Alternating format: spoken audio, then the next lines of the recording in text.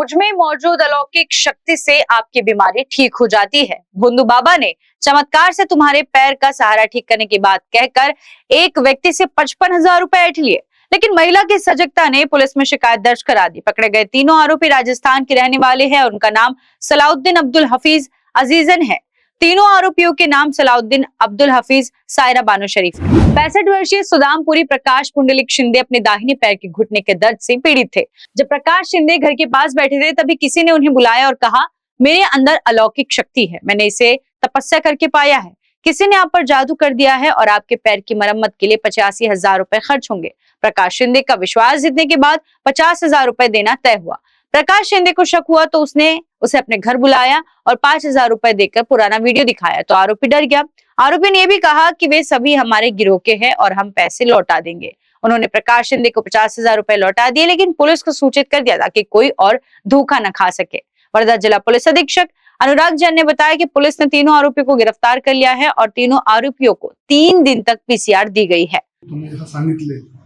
जादू टोना करून लोकांचा आजार ठीक करण्याची गॅरंटी घेणारी एक गँग ते त्यांचे ॲड्रेस राजस्थानचे आहे ते वर्धा शहरामध्ये फिरते होते आणि एक रहिवासी आहे वर्धाचे शिंदे प्रकाश शिंदे ते त्यांच्या घरी गेले आणि प्रकाश शिंदे त्यांना ते काय संशय वाटला की यांच्याकडे जे काय कार्यपद्धत आहे ते संशयास्पद आहे आणि त्यांनी लगेच डायल 112 वर कॉल केला।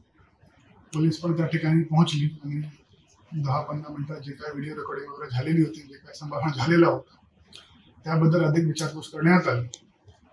असा निष्पन्न झाला की हे जे गँग आहे ते 2-3 महिना अगोदर पण प्रकाश शिंदे यांचे जाऊन त्यांच्याकडून जवळपास 50,000 रुपये असे घेऊन गेले होते आणि त्यांनी त्यावेळेस त्यांच्या साथीदारांनी तसंच त्यासारखाच इलाज केला होता। त्या इलाजची पद्धत अशी आहे की ते एक पाईप तोंडातून लावून ते शरीरच्या जे खराब रक्त आहे किंवा वाईट रक्त आहे ते बाहेर काढण्याचा क्लेम करत आहे आणि त्याच्यानंतर काय एक दो ऑइल आहे त्यांची मालिश वगैरे करून लोकांना म्हणते की जितकी वेळी आम्ही तुमच्या शरीरातून रक्त काढणार प्रत्येक वेळचे 2,500 रुपये असा एकूण मागच्या वेळी 24 जगातून रक्त काढला होता तर त्याचे 50,000 रुपये एवढाच घेऊन गेले होते।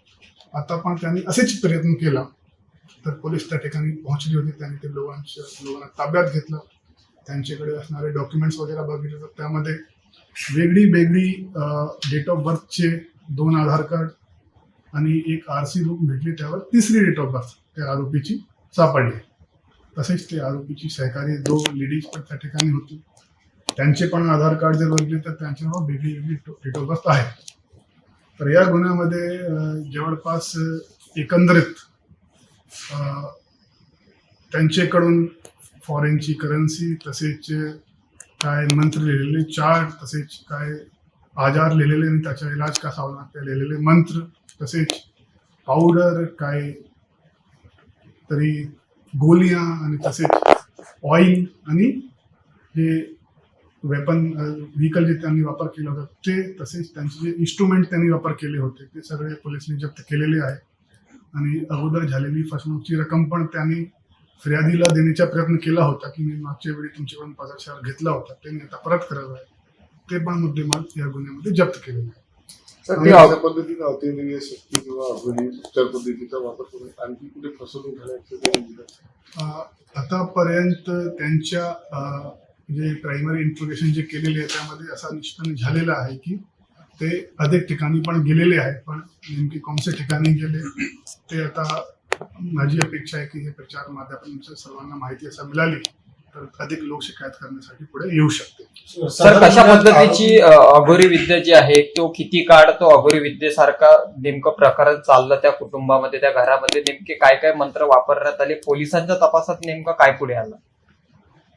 त्यांच्या एक पद्धत आहे की फिर्यादीला असं वाटते की आता काहीतरी त्यांचा इलाज होत आहे आणि त्याच्या अगोदर ते पाणी पिण्यासाठी मागत आहे आणि पाणी पिल्यानंतर फिर्यादीला असं वाटते की आता माझा आजार ठीक झाला आणि आता याला पैसे द्यावा लागेल। असा अगोदर घडला होता की त्यांनी ज्या ठिकाणी समजा 24 ठिकाणी इलाज केला तर त्याचे 50,000 रुपये झालेले आता पेमेंट करावा लागेल ते फिर्यादीला असं वाटलं.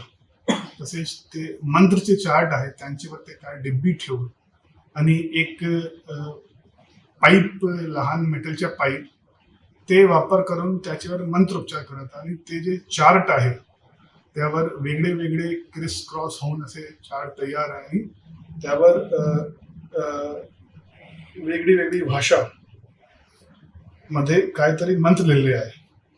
त्याच्या जर मी वाचण्याचा प्रयत्न केला तर हिरर्रमहा निर्रहीम असा लिहिलेला आहे ठिकाणी. तसेच एक बँक ऑफ कोरियाचा नोट आहे त्यावर एक त्यांची लीडरची फोटो आहे. तसेच एक डाबर आरोग्यवर्धिनी गुटिका असा चिकट द्रव आहे.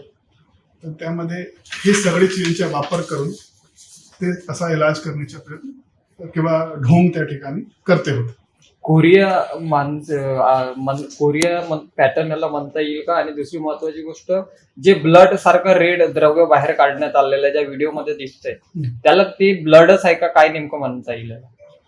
तेच म्हणतो ते काय जे त्यांच्याकडे जे ऑइल आहे त्यामध्ये टर्पेंटाईन ऑइल आहे किंवा मिनरल ऑइल काय आहे किंवा एक दुसरे तेलची गोलियांची डिब्बी आहे ते त्यांना मिक्स करून काहीतरी पेस्ट सारखं ज्याला आपण प्लाझ्मा किंवा पस म्हणू शकते असं सारखं ते दाखवत होते. ते रक्त नाही, ते फक्त ते सगळे औषधींच्या मिश्रण काहीतरी आहे ते असा दिसता होता की ते रक्त आहे आणि फिर्यादीचे दिशाभूल करण्यासाठी ते वापर करते होते. तर सध्या गुन्ह्यात आरोपी वाढीची काही शक्यता आहे?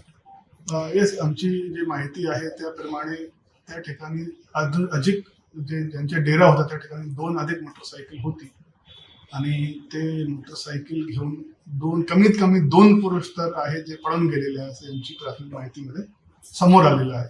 तसेच जे डुप्लिकेट आधार कार्ड ज्या ठिकाणी तयार झाले, कोण तयार केलं, कसा तयार केले, ते सगळे जर स्वतः घरी बसून जे तयार केलेले आहे तर नाही, पण समजा कोणते ऑफिसमधून किंवा दुसरे प्रिंटर करणारे लोकांकडून जे प्रिंटआउट घेतले गेलेले आहेत तर ते पण आरोपी त्या गुन्ह्यामध्ये होणारच. कारण आम्ही या गुन्ह्यामध्ये 420 जुने 420ची कलम सध्या 337, 338 ते लावले आहे. तसेच अंधश्रद्धा निर्मूलन कायदा याची कलम पण लावली आहे आणि जे मेडिकल प्रॅक्टिशनर ऍक्ट मध्ये जे ढोंगी किंवा त्याला म्हणते बोगस डॉक्टर, झोलाछाप डॉक्टर असे जे फिरणारे ते पण कलम आम्ही लावले आहे. थँक्यू. कारा न्यूज के लिए वर्धा से अनिल गावंडे की रिपोर्ट. नए साल का नया धमाका, अगर ये मौका छूट गया तो सिर्फ बचेगा अफसोस. ऐसा मैं इसलिए कह रही हूँ क्योंकि सनशाइन इंफ्रा वर्धा रोड से लगकर मौजामो गांव में लॉन्च कर रहा है बम्पर सुविधा पैकेज वाला लेविश लेआउट, वो भी 80% नेशनलाइज्ड बैंक फाइनेंस सुविधा के साथ. नियरेस्ट लोकेशन की बात की जाए तो गायकवाड़ पाटिल इंजीनियरिंग कॉलेज से बिल्कुल लगकर मेट्रो स्टेशन से 500 मीटर, बुट्टीपुरी सिटी सेंटर से 1 किलोमीटर और समृद्धि हाईवे से सिर्फ 5 किलोमीटर की दूरी पर एजुकेशन हब और इंडस्ट्री जोन के बीचों बीच ये लेआउट पर आपकी प्रॉपर्टी बन सकती है गोल्डन चांस. तो आज ही बुक कीजिए अपना प्लॉट सनशाइन इंफ्रा के साथ. इनका पता है plot number 21, Jogi Nagar, ring road, Shatabdi Chowk, Suyog Nagar, Nagpur. For more details contact them on 9371436010. Site visit also available.